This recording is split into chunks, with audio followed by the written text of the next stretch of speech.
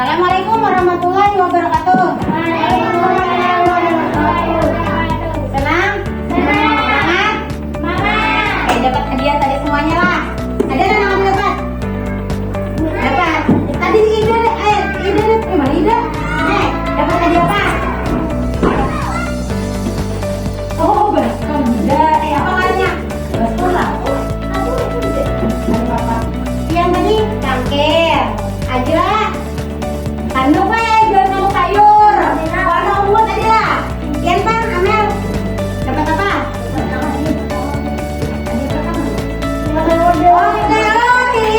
Bapak suka kayak gini rumah. Mantap juga. Nah, semalam kita ada sudah semalam berulah apa? Kesepakatan kelas. Masih ingat tak? Nah, yang ini pulang kita nih berulah peraturan kelas. Peraturan kelas itu kemudian menjadi keyakinan kelas.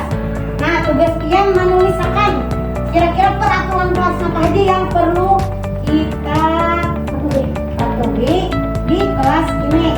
Nah, di sini ada peraturan kelas dulu. Pulpen ada? Tidak. Ada. Peraturan kelas. Nah, peraturan. Oke. Misalnya peraturan, kira-kira menurut Pian nih peraturan apa aja yang perlu kita taati di kelas ini? Ibu beli misalnya lah 3 butir koran. Nah, tuliskan di sini. Misalnya tidak boleh membuang sampah di kelas. Tulis misalnya. Nah, misalnya 3 atau 4 kan? Bisa. Tulis sih peraturan anak-anak Pian ulang. Nah, tulis sih. Bilanya sudah, tempel di sini.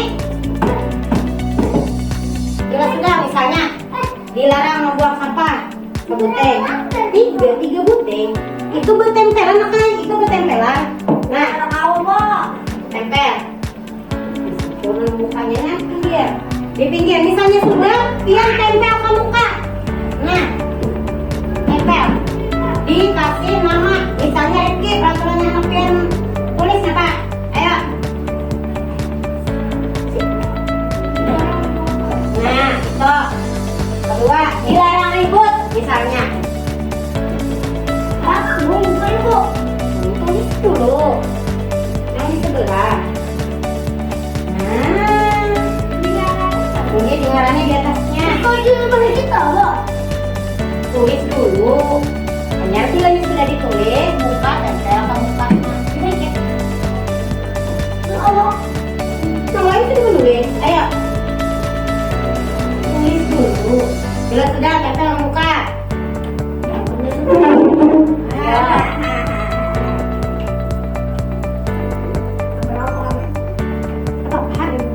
Yang penting peraturan kelas. Ayo. Sabutin satu kertas satu. Tempel ke muka. Satu kertas satu. Ini tempel ke muka langsung. Satu. Ya, tempel. Oke. Oke. Lagi. Tempel. Ada apa sama? Apa sama? Misalnya jangan ribut atau apa. Tidak boleh makan makanan di kelas. Tidak boleh ribut. Tidak boleh mencontek. Ayo. Apa yang pengen kalian bikin? Ya sudah, tempel di depan. Terserah pinuk nempel di bawah sini, di bawah sini, barang aja. Oke. Ya. Oke, tempel. Iya. Tulis lagi. Oke. Iya. Barang aja, terus ngerti dilarang ribut. Nah, main bola. Oke. Ketiga ya. Aku mau tidak tembok. Apa? Ya, kira-kira apa lagi peraturan yang ini buat?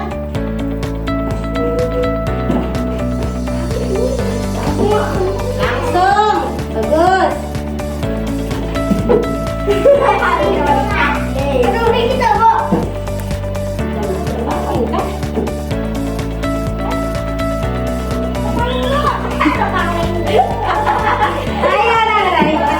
lagi. Kenapa jadi berpaling? Nah, berarti di atasnya.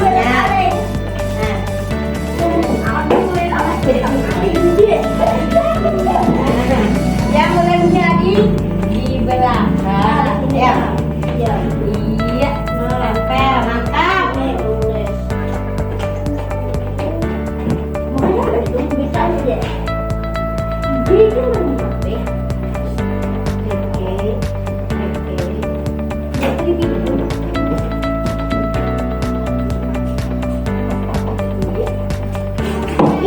Jauhnya peraturan kelasnya di sini. Peraturan kelasnya di sini. Oke. Nah,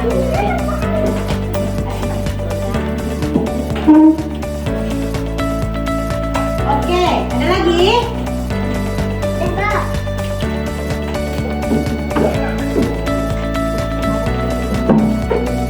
Dapat berdoa sebelum belajar, misalnya.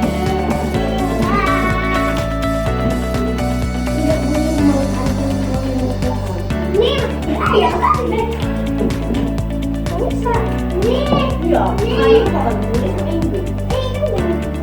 apa lagi?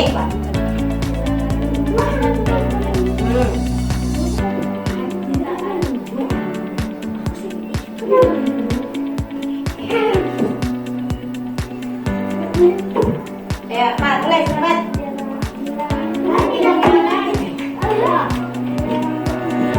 Iya, bisa. Bisa.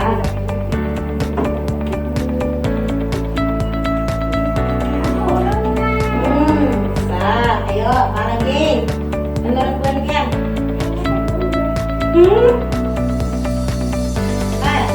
Dilarang, misalnya dilarang berbicara saat belajar. Apa?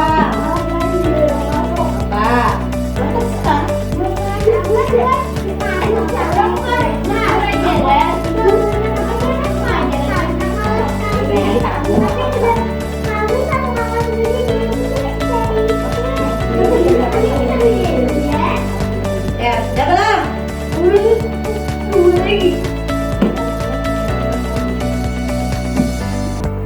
Ya, sudah belum?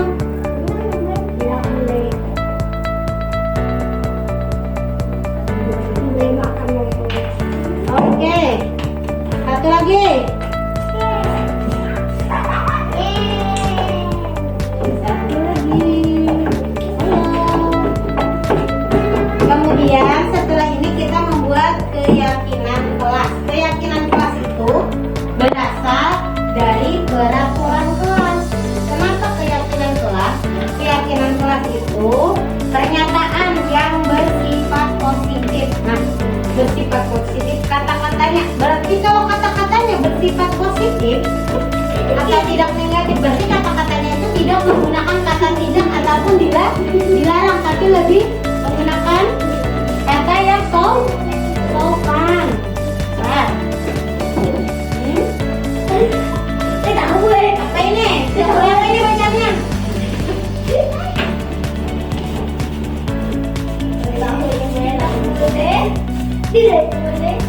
Oh, tidak boleh makan. Oke.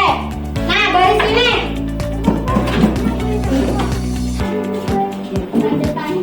Nah, baris sini. Indra, bacakan. Temukan. Nah, bacakan. Ayo, makasih.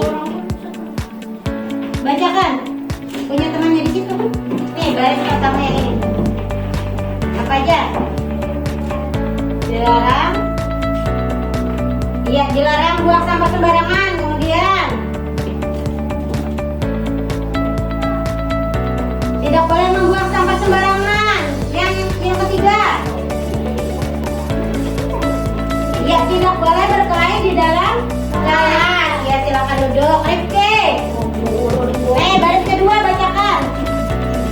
Biar kalian mendengar. Kayak ini. Dilarang ribut. Tidak boleh keluar saat jam belajar. Nah, tidak boleh keluar pada saat jam pelajaran. Dilarang ribut di kelas. Ya, simak. Ya, bacakan baris ketiga.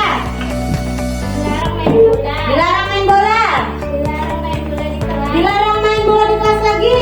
Dilarang main bola di kelas. Dilarang main bola di kelas lagi. Tiga loh, dilarang main bola, katakanlah. dilarang main bola. Nah, sama dia nih. Iya, Mel. Iya, bacakan dari sini ke sini, sini.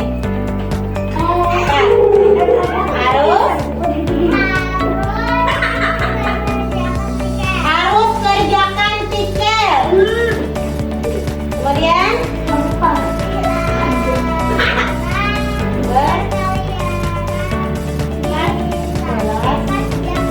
nah, dilarang berkeliaran di kelas pada saat jam pelajaran. Kemudian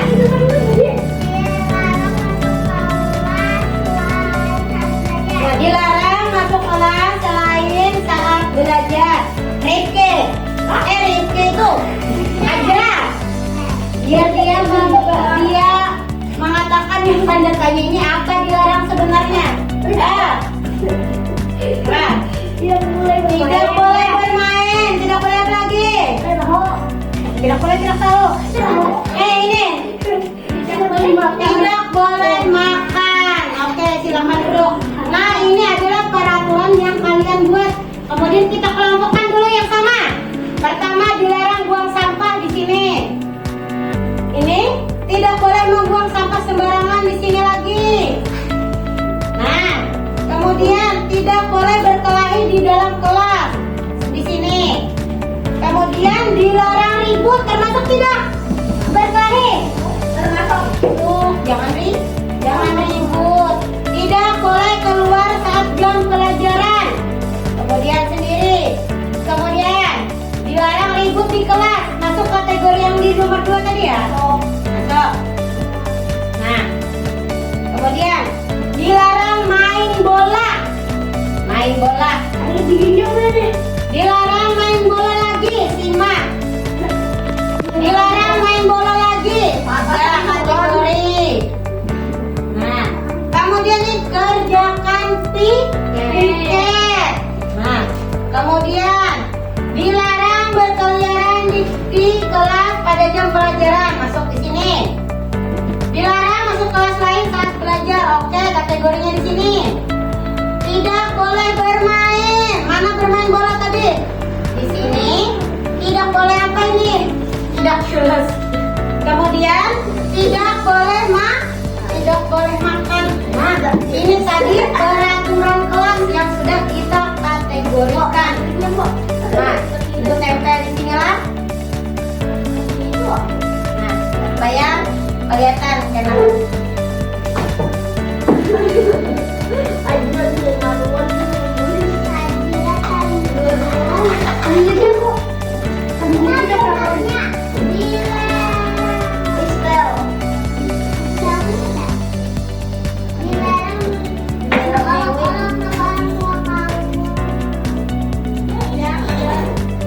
Nah, ini adalah peraturan kelas yang sudah kalian tuliskan.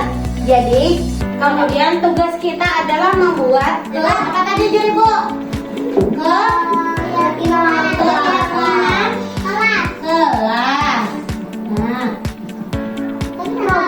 keyakinan kelas. Keyakinan kelas itu berasal dari peraturan kelas yang kita buat, tapi menggunakan kata-kata yang positif dan sopan. Nah, di sini ada Ibu menjelaskan sedikit lah. Keyakinan kelas yaitu pernyataan yang disepakati oleh guru dan murid untuk menjadi pedoman dalam bersikap dan berperilaku di kelas. Jadi, keyakinan kelas itu pada hakikatnya bertujuan untuk memunculkan kedisiplinan positif yang didasari oleh motivasi dari dalam diri murid. Kemudian nilai-nilai kebajikan yang telah disusun bersama adalah yang pertama ini tadi, dilarang membuang sampah sembarangan, tidak berkelahi di dalam kelas. Nah, itu termasuk keyakinan kelas atau bukan? Bukan, karena masih berupa peraturan kelas. Kenapa masih berupa peraturan kelas? Karena masih menggunakan kata negatif, yaitu ada kata yang dilarang. Tidak, itu merupakan kata negatif. Nah, kata positifnya kayak apa? Berarti apa? Contoh, dilarang buang sampah sembarangan. Tidak boleh membuang sampah sembarangan. Kalau kata positifnya apa? Buanglah sampah pada tempatnya. Itu lebih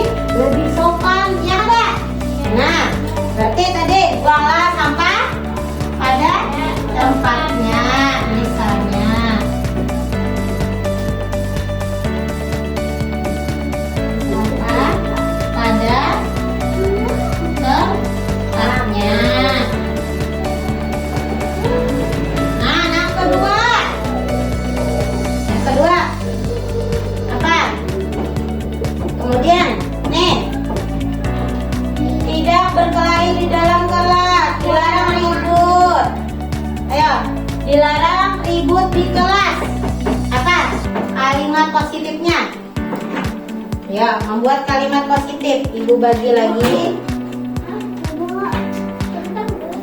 Ya dah. 1, 2, 3, 4. Oh, 4.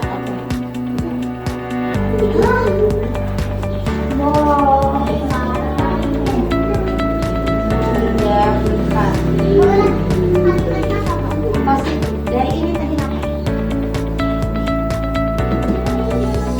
Ini kan tadi kan dia dilarang membuang sampah. Artinya apa? Kita menghapus kata dilarang itu menjadi kalimat yang sopan. Ya. Itu lebih sopan. Nah, itu ada 4 macam tadi.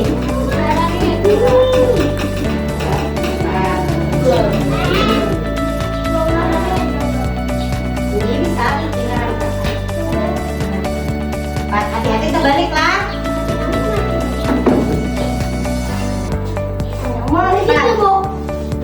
Di pinggirnya nak. Nah, itu berarti kita tulis sini. Di sini.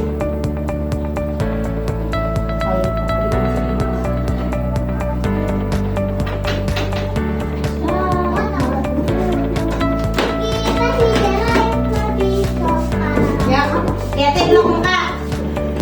Hati-hati. Mau sama kodenya tulisin. Sudah buang sampah pada tempatnya sudah nomor 1. Yang nomor 2 tadi apa? Yang tidak boleh berkeliaran di dalam kelas, dilarang ribut di kelas. Coba lagi. Kita bacanya lagi.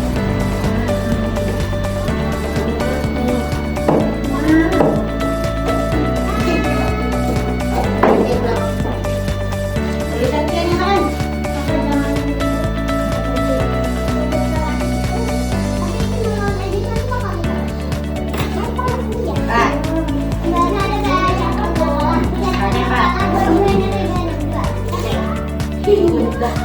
Jangan lupa ayo. Jangan lupa baik. Jangan lupa.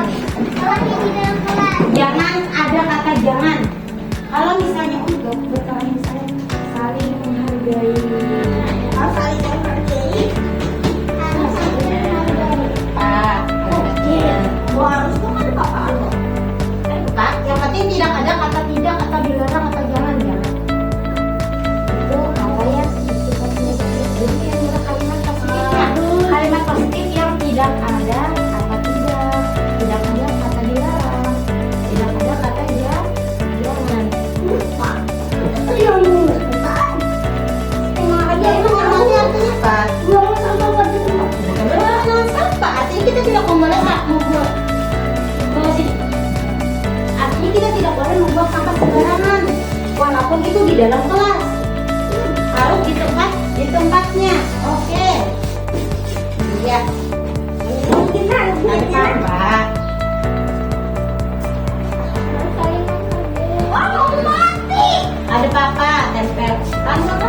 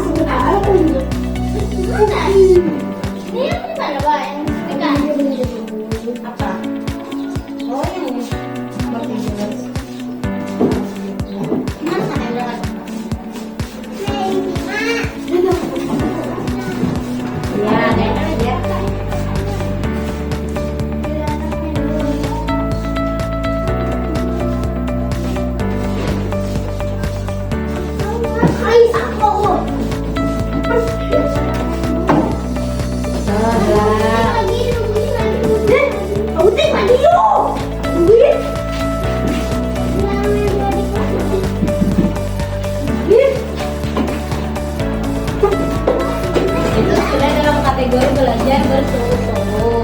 Kemudian tidak boleh makan. Tidak kenalin. Bisa di luar lain. Iya, jangan.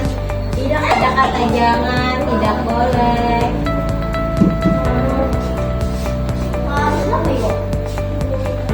Harus bersandil.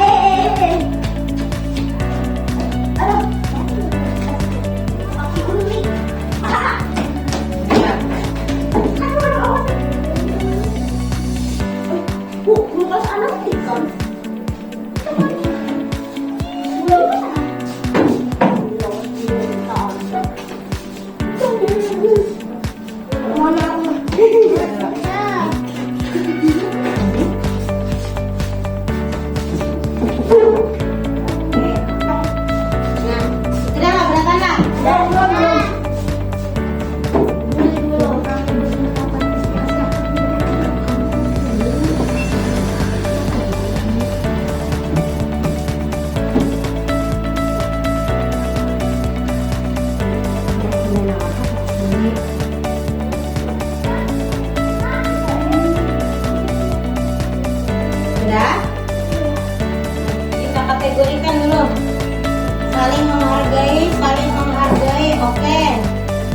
Saling menghargai. Misalnya, berarti sini. Saling menghargai orang lain. Berarti di sini. Kemudian menjaga kebersihan. Datang tepat, Wak. Oke. Nah, disiplin dan tertib. Belajar dengan sungguh-sungguh, berkata-kata sopan.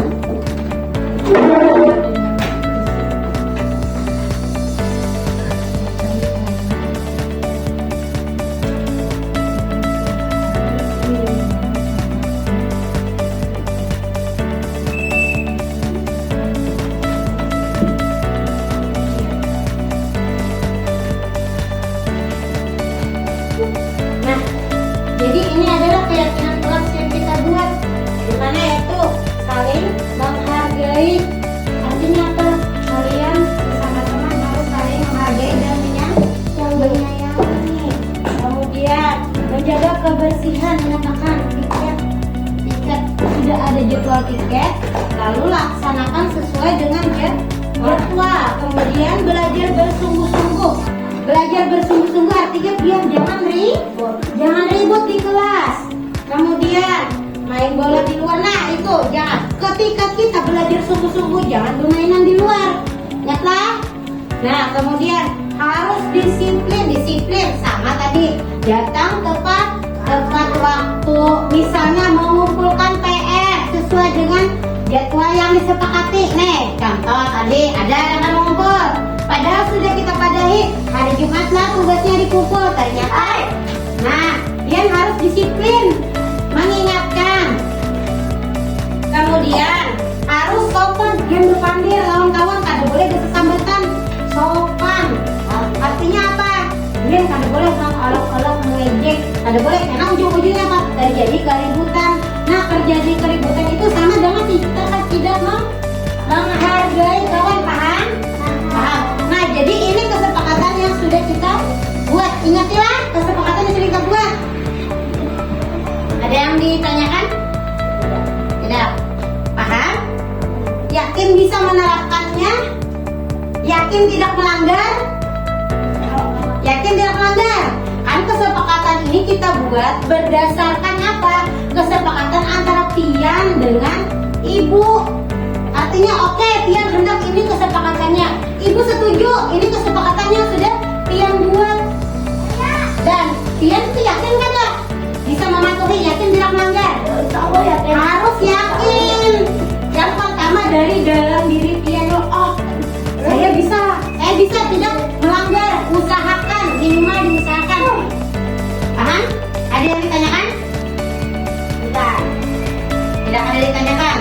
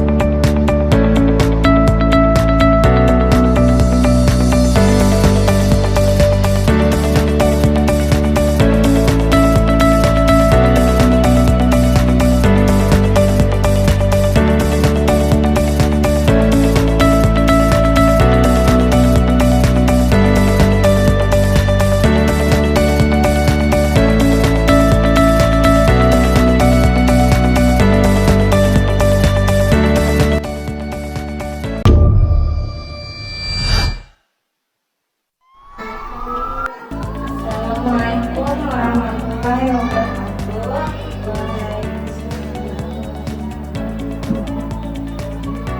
Terima kasih atas waktunya kawan-kawan serta ibu untuk kegiatan saya hari ini. Terlebih dahulu, marilah kita panjatkan puji syukur kepada Allah Subhanahu wa Ta'ala atas berkat untuk beliau kita dapat berkumpul pada hari ini. Hari ini saya akan mempresentasikan tentang penyebaran penggunaan dan penerapan pengalaman budaya positif. Tapi terlebih dahulu, izinkanlah untuk mendengarkan penyampaian atau sambutan dari kepala sekolah. Kepada Ibu Kepala Sekolah,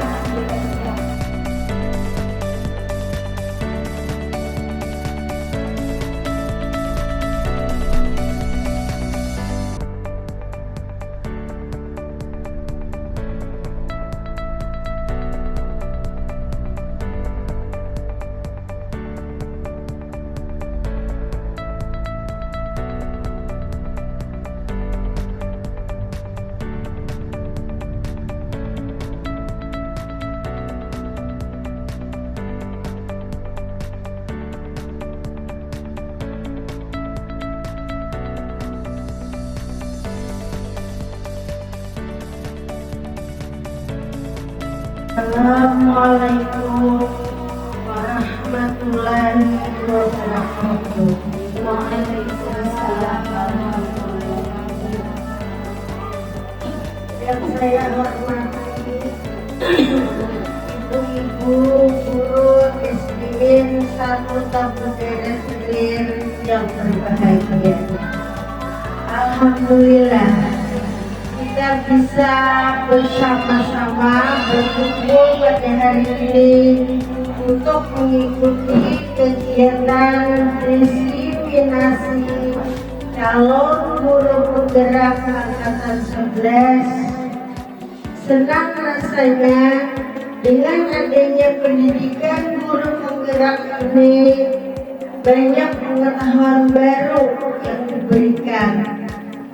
Untuk kegiatan hari ini, contohnya bisa berbagi informasi yang sangat bagus tentang budaya positif yang akan dipandu oleh Ibu Mona Lisa selaku calon guru penggerak angkatan 11. Semoga diseminasi yang akan dipandu oleh Ibu Mona Lisa bermanfaat dan bisa kita implementasikan di sekolah kita dan kita ini. Semoga kegiatan kita hari ini berjalan lancar dan sukses. Mungkin ini saja yang dapat saya sampaikan. Wassalamualaikum warahmatullahi wabarakatuh.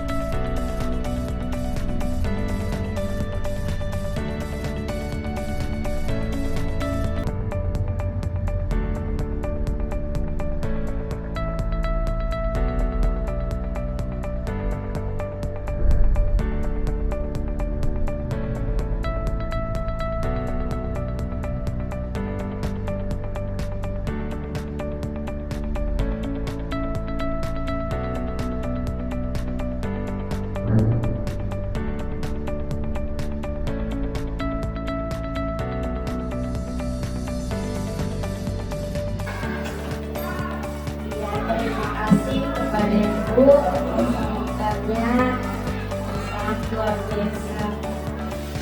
Baiklah, untuk mempersingkat waktu, izinkan saya mulai untuk mempresentasikan tentang penyebaran pemahaman dan penerapan pengalaman budaya positif. Nah, di sini ada konsep inti budaya positif. Di antaranya adalah, apakah cukup kelihatan? Perubahan paradigma positif berasal dari disiplin positif, nilai-nilai kebajikan, kebutuhan dasar manusia, motivasi perilaku manusia, posisi kontrol guru, keyakinan kelas, dan segitiga restitusi.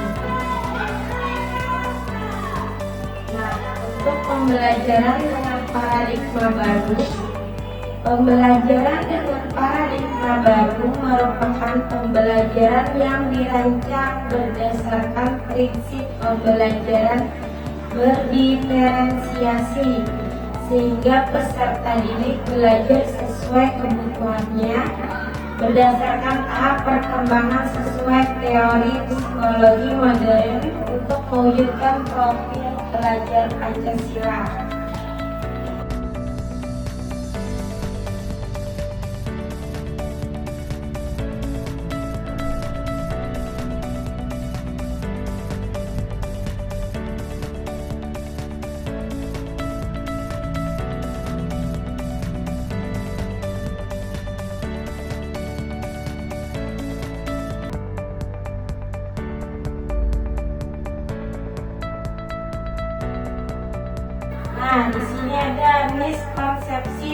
tentang teori kontrol, di mana ilusi guru mengontrol murid, ilusi semua perbuatan positif efektif dan bermanfaat, ilusi bahwa kritik dan membuat rasa bersalah mampu menguatkan karakter, serta ilusi bahwa orang dewasa berhak untuk memaksa. Kemudian ada merubah paradigma stimulus respon ke pendekatan teori kontrol.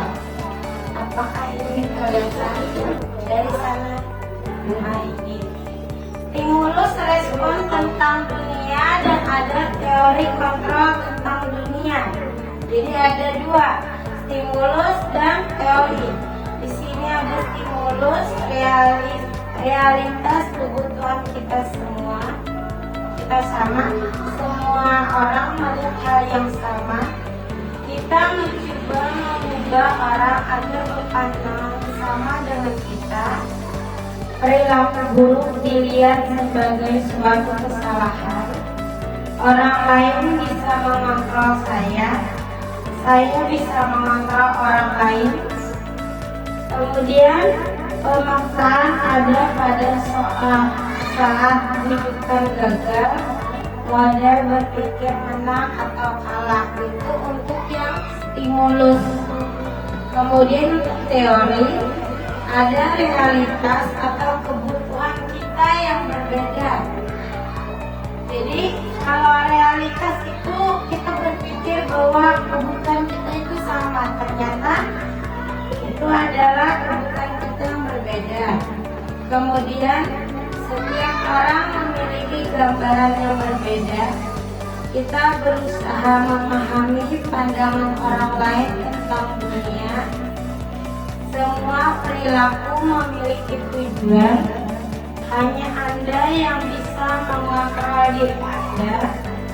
Anda tidak bisa mengontrol orang lain. Kolaborasi dan konsensus menciptakan pilihan-pilihan baru. Kemudian model berpikir menang-menang. Jadi kita berpikirnya selalu menang. Sedangkan di sini ada stimulus respon. Kita berpikir bisa menang, bisa kalah.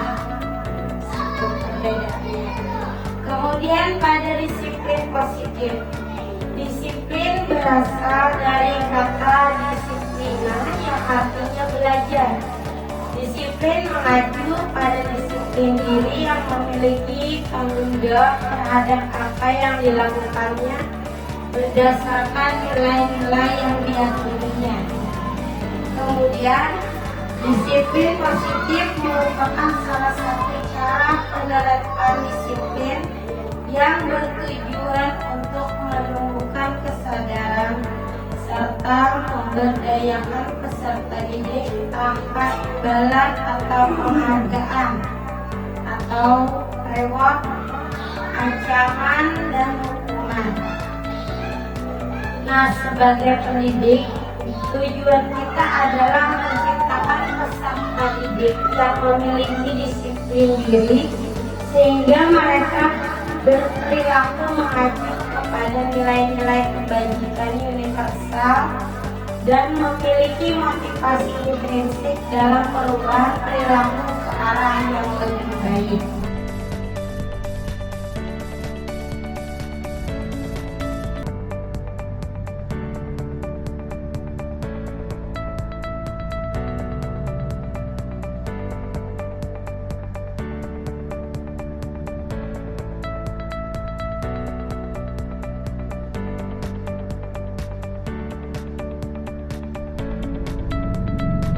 Kemudian nilai-nilai kebajikan. Nilai-nilai kebajikan itu meliputi nilai-nilai yang disepakati bersama, terlepas itu suku, bangsa, agama, bahasa maupun latar belakangnya. Berarti nilai-nilai yang disepakati bersama itu tidak memandang perbedaan, baik itu suku ataupun agama yang berbeda. Nah, di sini ada contoh nilai kebajikan institusi atau organisasi. Di sini ada profil pelajar Pancasila, IBO Primarian Program atau PMP. Kemudian ada 9 pilar karakter atau Indonesian Heritage Foundation. Di sini profil pelajar Pancasila itu ada meliputi beriman bertakwa kepada Tuhan Yang Maha Esa dan berakhlak mulia, berkebenekaan tunggal, gotong royong, mandiri, berkelas, kritis dan kreatif. Adapun untuk IBO Primarian Program ada toleransi, rasa hormat, integritas, mandiri, menghargai, antusias, empati, keingintahuan, kreativitas, kerjasama, percaya diri, dan komitmen. Kemudian untuk 9 pilar karakter atau Indonesian Heritage Foundation, cinta Tuhan dan segenap ciptaannya, kemandirian dan tanggung jawab kejujuran atau amanah, kemudian diplomatis, hormat dan santun, dermawan, suka menolong dan gotong royong, percaya diri, kreatif dan pekerja keras, kepemimpinan dan keadilan, baik dan rendah hati, toleransi, kedamaian dan persatuan. Nah, selain itu ada juga kebutuhan dasar manusia. Kebutuhan manusia adalah segala sesuatu yang dibutuhkan oleh manusia untuk mempertahankan keseimbangan kondisi fisiologis dan psikologis yang bertujuan untuk mempertahankan kehidupan dan kesehatan. Kemudian ada 5 kebutuhannya, yaitu adalah penguasaan, kasih sayang dan rasa diterima, bertahan hidup, kesenangan, serta kebebasan. Nah, di sini ada motivasi perilaku manusia. Nah, motivasi perilaku manusia itu untuk menghindari ketidaknyamanan atau hukuman, untuk mendapatkan imbalan atau penghargaan dari orang lain, dan terakhir untuk menjadi orang yang mereka inginkan dan menghargai diri sendiri dengan nilai-nilai yang mereka percaya. Nah, di sini juga ada konsep disiplin dengan identitas gagal. Identitas gagal yaitu misalnya hukuman ataupun penghargaan. Dari segi hukuman, ada yang menyakitkan, ada yang menimbulkan rasa tidak nyaman, ada yang menimbulkan perasaan dari kulit, ada rasa takut. Kemudian memaksa murid menyembunyikan kesalahan, kemudian murid menjadi rendah diri. Itu efek dari konsep disiplin dengan identitas gagal. Murid menjadi takut dengan kita. Kemudian dari penghargaan, dari segi yang gagalnya tidak efektif, merusak hubungan atau sifat iri, mematikan kreativitas, menghukum dengan sistem ranking, atau merampas hak menghargai dirinya.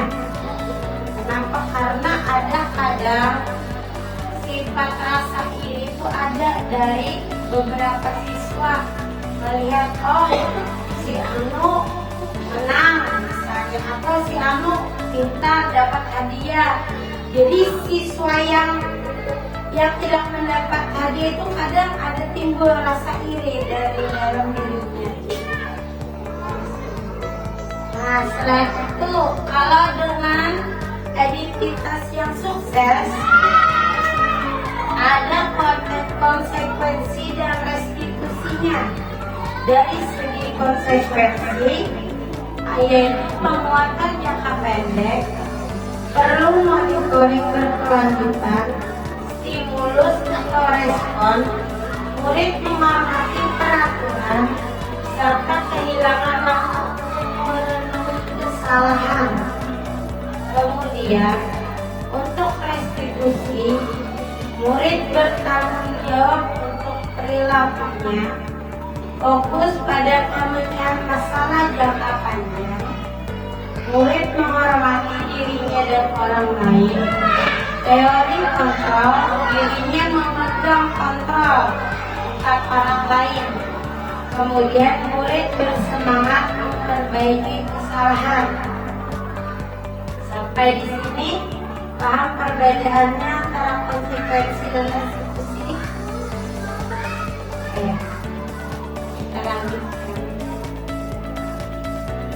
Nah, kemudian ada konsep disiplin atau pendekatan restitusi, yaitu sebuah cara menanamkan disiplin positif pada murid. Dan di sini ada pengertiannya serta ciri-cirinya. Pengertian restitusi yaitu proses menciptakan kondisi bagi murid untuk memperbaiki kesalahan mereka sehingga mereka bisa kembali pada kelompok mereka dengan karakter yang lebih kuat. Kemudian untuk ciri-ciri restitusi, ciri-ciri itu bukan untuk menebus kesalahan, namun untuk belajar dari kesalahan. Kemudian untuk memperbaiki hubungan, tawaran, dan bukan paksaan. Kemudian restitusi itu menuntut untuk melihat ke dalam diri. Kemudian restitusi itu juga mencari kebutuhan dasar yang mendasari tindakan. Restitusi itu juga adalah cara yang paling baik. Restitusi fokus pada karakter, bukan pada tindakan. Kemudian restitusi fokus pada solusi. Restitusi juga mengembalikan murid yang berbuat salah pada karakter.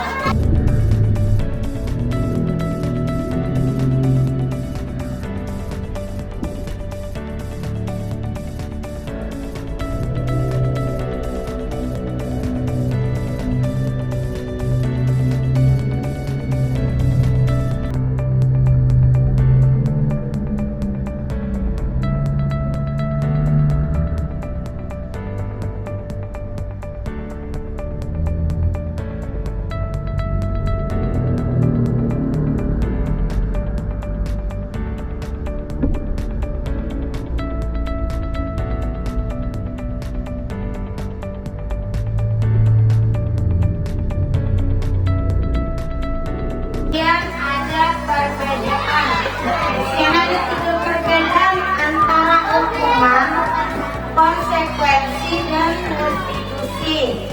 Untuk hukuman, guru menghukum siswa tersebut hormat berjarak selama 10 menit. Ini contohnya, guru marah dan murid melakukan konsekuensi. Guru memberikan konsekuensi untuk mengerjakan PR saat istirahat atau dikerjakan sebanyak 7 kali lipat. Guru tegas dan siswa menghormati peraturan. Kemudian untuk restitusi, guru menanyakan keyakinan kelas atau dirinya dan membantu siswa menyelesaikan masalahnya. Guru terbuka dan siswa menghormati dirinya dan orang lain. Nah, dari segi hukuman ini, biasanya hukuman itu tidak berkaitan dengan pelajaran. Misalnya, di sini ada guru menuntut siswa tersebut hormat bendera selama 10 menit. Misalnya siswa itu terlambat masuk ke kelas. Nah, terlambat masuk ke kelas pada pelajaran matematika. Dia dihukum gurunya misalnya hormat bendera selama 10 menit. Itu apa berhubungan dengan pelajaran atau tidak? Tidak berhubungan. Kenapa? Karena itu berupa hukuman. Kalau kita memberikan konsekuensi, guru memberikan konsekuensi. Kalau konsekuensi, basicnya itu guru memberikan semacam seperti hukuman, tapi berkaitan dengan pelajaran seperti ini. Mengerjakan PR atau dia mengerjakan tugas tambahan tentang matematika. Jadi ketika dia terlambat pada pelajaran matematika, hukuman atau konsekuensi dia itu mengerjakan tetap berkaitan dengan pelajaran yang dia terlambat tadi. Kemudian untuk restitusi itu menanyakan keyakinan kelas atau dirinya dan membantu siswa menyelesaikan masalahnya. Kita di sini dituntut untuk membuat keyakinan kelas atau kesepakatan yang kita lakukan dengan siswa. Artinya siapa yang melanggar itu patut untuk mendapatkan sanksi. Jadi sebelum siswa itu melakukan kesalahan, dia lebih dahulu mengingat apa keyakinan kelas yang telah dibuat bersama gurunya, sehingga untuk kesalahan yang dilakukan itu sangat minim. Dan apabila memang dilakukan kesalahan itu, guru itu berhak untuk menanyakan keyakinan kelas. Masih ingat tidak keyakinan kelas yang kita buat? Atau kamu ingat tidak keyakinan kelas apa yang kamu langgar? Terus setelah mengetahui kamu melanggar keyakinan kelas yang ini, lantas apa yang kamu lakukan untuk memperbaikinya? Seperti itu. Jadi di dalam diri siswa itu timbul rasa tanggung jawab atas keyakinan yang telah mereka buat secara bersama-sama.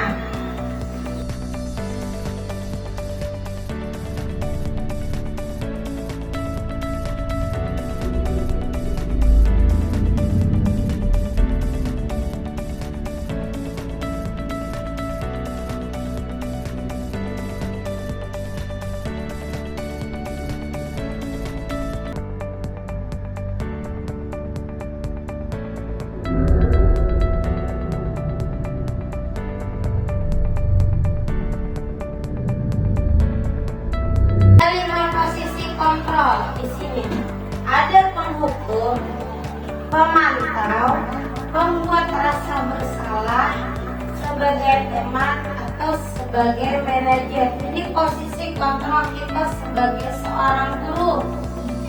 Kita bisa berperilaku menghukum apabila siswa itu kelewatan dalam membuat masalah misalnya. Kemudian untuk memantau, kita memantau apakah siswa ini sering, misalnya ada beberapa siswa yang setiap hari misalnya terlambat. Kita tidak bisa langsung menghukum, tapi kita pantau dulu. Ini kenapa siswa ini terlambat datang setiap hari? Atau apa yang dikerjakannya? Misalnya pagi-pagi sebelum berangkat sekolah, atau misalnya apa yang membuat dia terlambat, misalnya bangun kesiangan. Sebelum bangun kesiangan, apa yang dilakukannya malam, misalnya dia memantau dulu. Kemudian untuk membuat rasa bersalah itu kita kembalikan kepada siswa. Misalnya ada siswa yang mengantuk atau ketiduran di dalam kelas misalnya, kemudian kita menghampiri, oh si Budi, kamu kenapa tidak mengikuti pelajaran seperti biasa? Nanti kalau kamu seperti ini, nanti ibu bisa ditegur kepala sekolah loh. Kamu tidak kasihan dengan ibu. Seperti itu, kata-katanya menyeratkan seperti supaya siswa itu merasa bersalah dengan tindakan yang mereka lakukan. Kemudian posisi kontrol sebagai teman biasanya ada siswa yang kelewatan bandel dan dia itu suka berekreasi di sekolah dan dia itu orangnya tertutup. Posisi kita sebagai teman, kita bisa misalnya berbicara face to face atau empat mata seperti itu. Kita korek, apa yang membuat kamu seperti ini, bagaimana keadaan di rumah sehingga kamu tidak bisa ditegur atau kamu suka mengganggu temannya, seperti itu pendekatannya. Dan biasanya sebagai teman ini janganlah di hadapan teman-teman yang lain, seperti itu. Bisa anak kita panggil ke ruang guru, kita ajak berdiskusi seperti itu. Kalau misalnya di kelas, ya takutnya dia nanti malas sama temannya dan tertutup seperti itu. Kemudian untuk manajer, kita bisa menjadi seorang penghukum, pemantau, pembuat rasa bersalah, atau sebagai teman kita bisa menghandle-nya.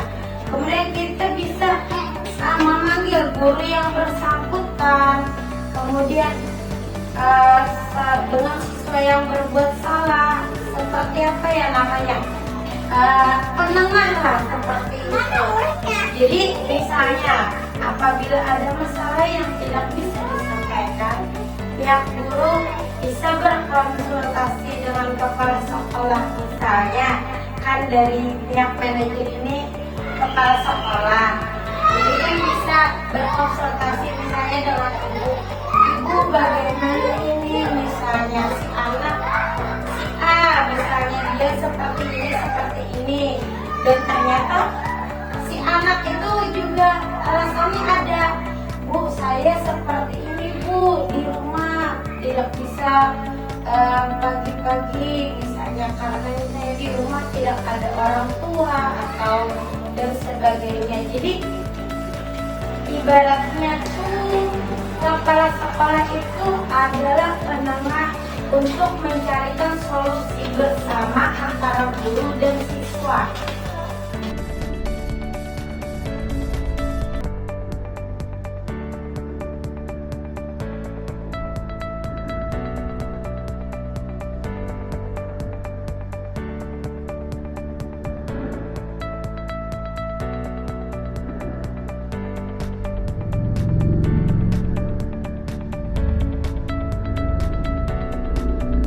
Ada contoh penerapan dengan posisi kontrol. Nah di sini, yang tadi penghukum, pemantau, teman, manajer, membuat rasa bersalah. Di sini patuhi peraturan sekolah, lalu berdiri di depan barisan.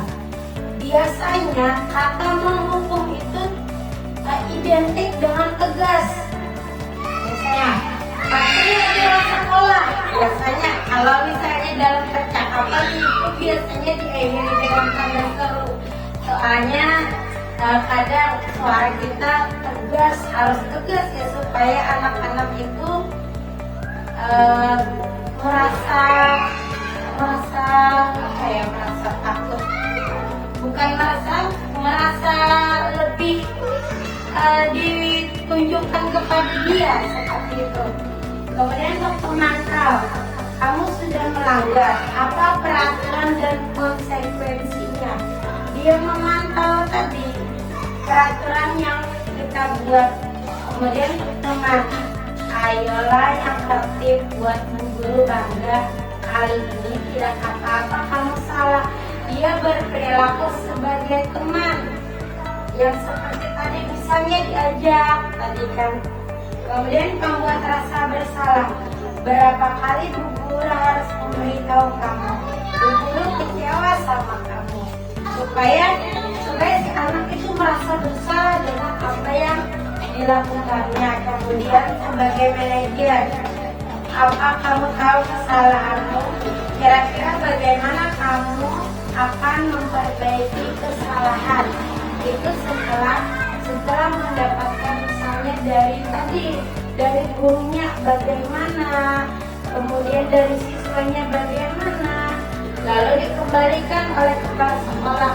Kamu tahu tidak kesalahanmu apa? Misalnya, terus kalau sudah tahu, langkah apa yang kamu buat untuk memperbaiki kesalahanmu? Ya seperti itu. Jadi penengah intinya.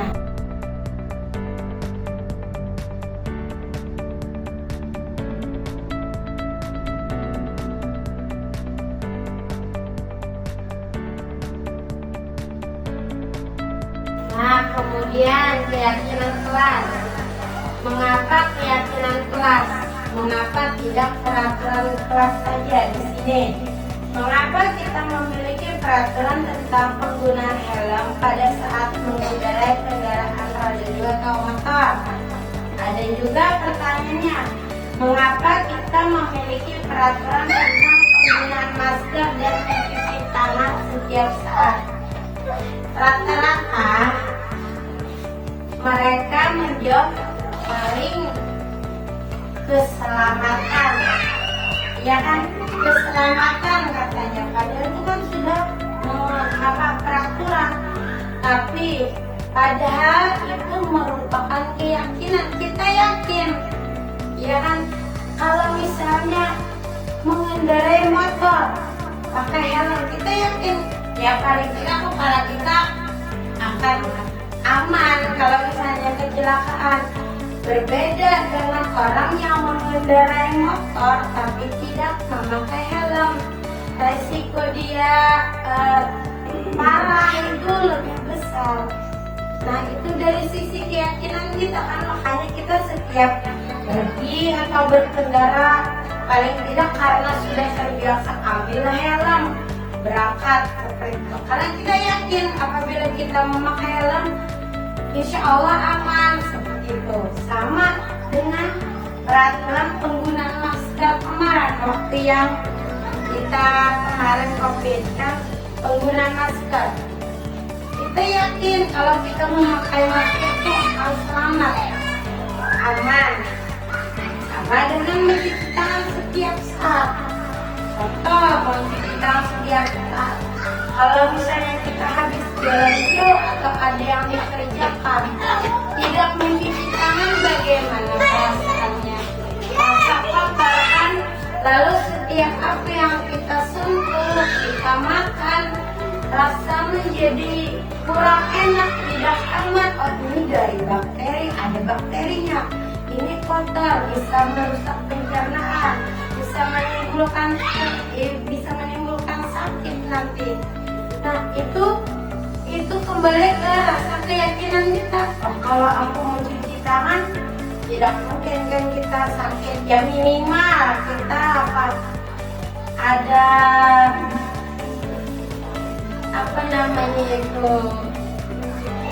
mencegah seperti itu. Kita ada usaha untuk agar kita tidak sakit. Nah,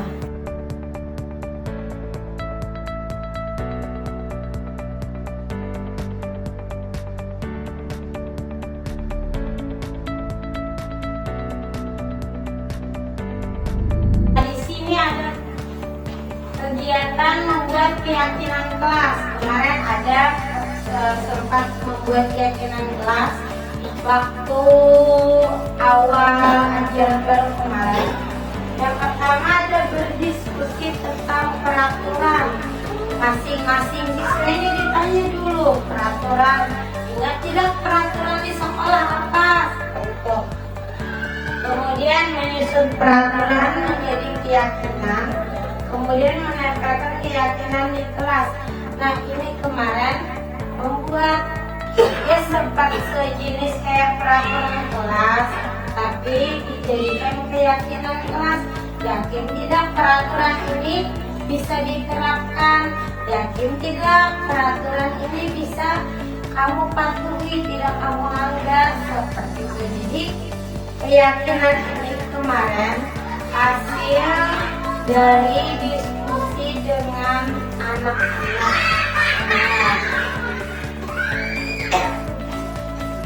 Nah, di sini bagaimana pembentukan keyakinan kelas? Di sini ada lebih abstrak daripada peraturan. Kemudian pembentukan keyakinan kelas itu berupa pernyataan universal. Artinya universal apa? Keyakinan bersama, peraturan bersama, bukan peraturan yang kita buat sendiri, tapi kita buat bersama anak-anak yang lain.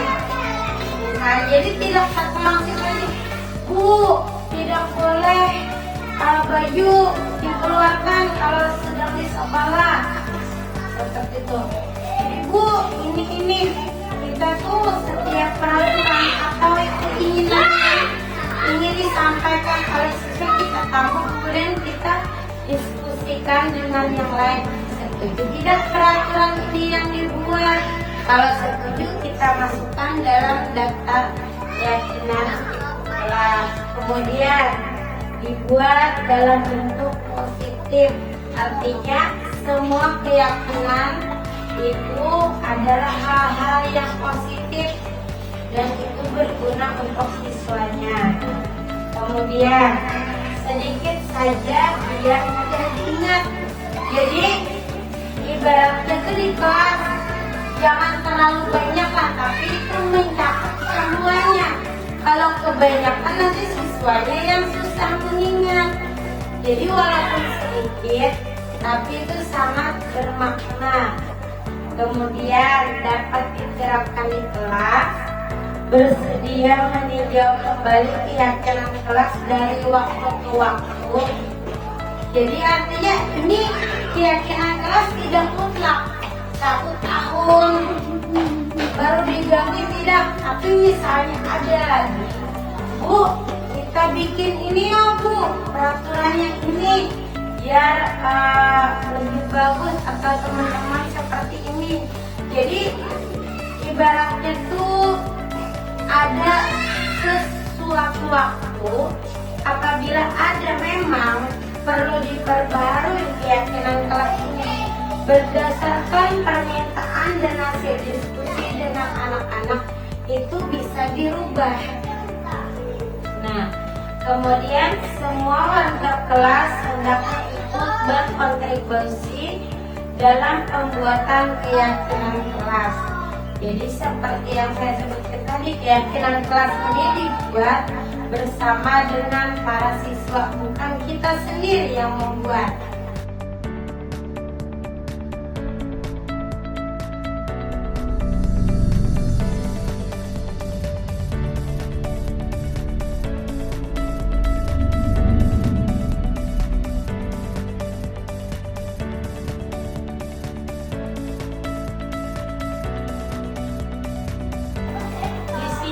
Menstabilkan identitas, kita semua akan melakukan hal terbaik yang bisa kita lakukan.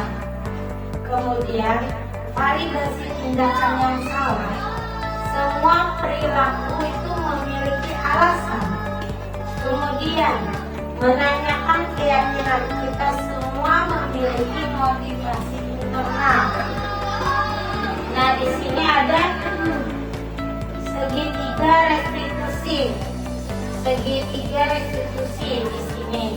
Kamu tentu punya alasan mengapa melakukan itu. Adakah cara yang lebih efektif untuk mendapatkan apa yang kamu butuhkan? Keyakinan kelas apa yang telah kita sepakati. Kamu ingin menjadi orang yang seperti apa? Setiap orang pasti pernah melakukan kesalahan. Kamu bukan satu-satunya yang pernah melakukan ini. Nah, di sini ada segitiga restitusi. Segitiga restitusi ini biasanya kita gunakan ketika ada siswa yang melakukan kesalahan. Misalnya, ada siswa yang terlambat datang ke sekolah. Kita bisa menggunakan segitiga restitusi ini, di mana misalnya kita menstabilkan identitas. Kita semua akan melakukan hal terbaik yang bisa kita lakukan. Di sini bisa contohnya menanyakan alasan. Menstabilkan itu menanyakan alasan. Kenapa kamu bisa terlambat? Apa yang kamu lakukan? Kemudian untuk validasi tindakan yang salah, semua perilaku memiliki alasan yang masuk akal. Si siswa tadi, kenapa dia tidak datang secara tepat waktu, seperti itu. Nah, kemudian untuk menanyakan keyakinan, kembali ke keyakinan kelas yang kita buat. Kamu ingat tidak keyakinan kelas yang kita buat kemarin? Misalnya, si anak, ingat Bu, kenapa kamu langgar? Nah, terus langkah apa yang kamu lakukan agar kamu bisa memperbaiki yang telah kamu lakukan? Dia kembali di sini. Sebenarnya saya yakin kalian semua memang sudah menerapkan segitiga restitusi, cuma tidak tahu apa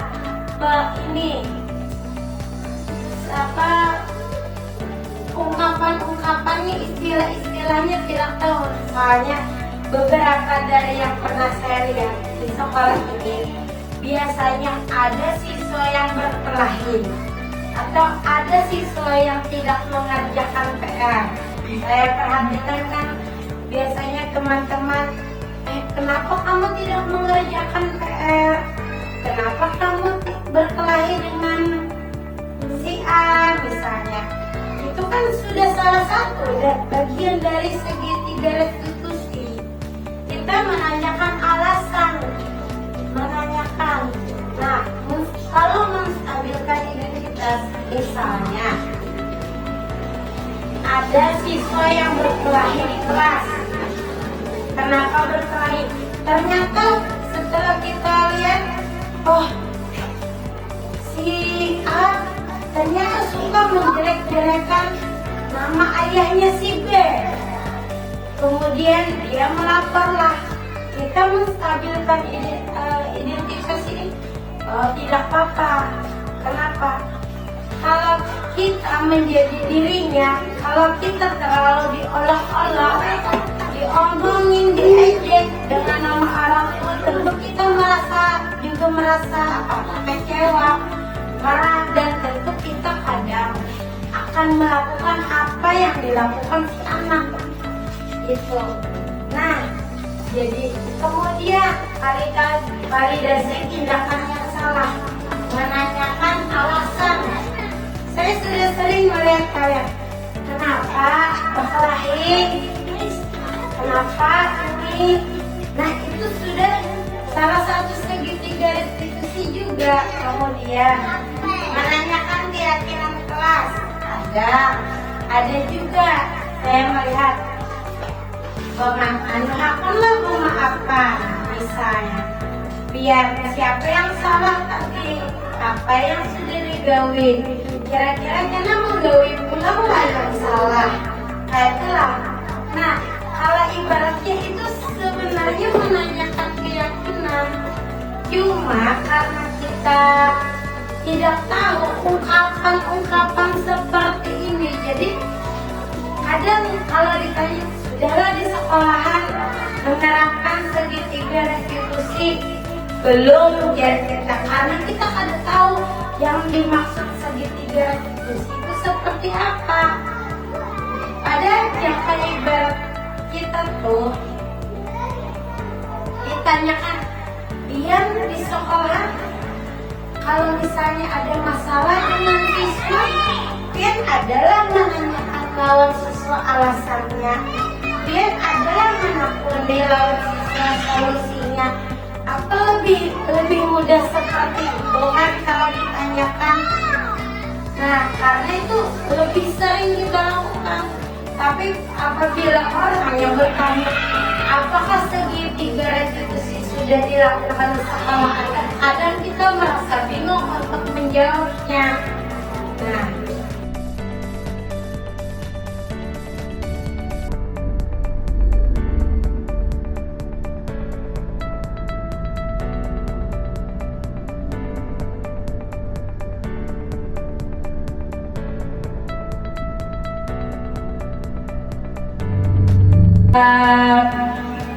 dan sampai di sini yang saya jelaskan, ada yang ditanyakan tidak? Atau misalnya mengenai segitiga restitusi atau apa? Kalau tidak ada sih belum paham ya. Nah, presentasi saya sebenarnya sampai sini saja, dimana saya menyampaikan ini karena ini salah satu bagian dari modul pendidikan guru penggerak yang saya terima. Nah, salah satunya adalah penyebaran budaya positif tadi, dimana saya ingin tidak saya saja yang mengetahui seperti itu, pengetahuan dari pendidikan itu. Jadi saya ingin teman-teman semua juga mengetahui. Jadi misalnya ada apapun kendala atau masalah, kita bisa kolaborasikan bersama-sama untuk mencari pemecahan masalahnya. Dan itu pun tidak hanya setiap kita di sini punya teman. Kita di sini ada dari beberapa sudut yang berbeda. Ada guru kelas 1, guru kelas rendah, ada guru kelas tinggi, dan kita juga memiliki seorang kepala sekolah yang bisa bertindak sebagai seorang manajer atau penengah. Jadi misalnya kita tidak bisa menemukan apa permasalahan atau tidak bisa menemukan solusi, kita bisa kembali ke kepala sekolah itu, bagaimana ini solusinya. Kita seperti ini, keadaan sekolah kita seperti ini. Jadi diharapkan dengan adanya ilmu yang saya dapatkan, semoga bisa berguna untuk sekolah kita di masa depan. Nah, begitu saja presentasi saya hari ini. Salah hilaf kata mohon dimaafkan. Assalamualaikum warahmatullahi wabarakatuh. Waalaikumsalam.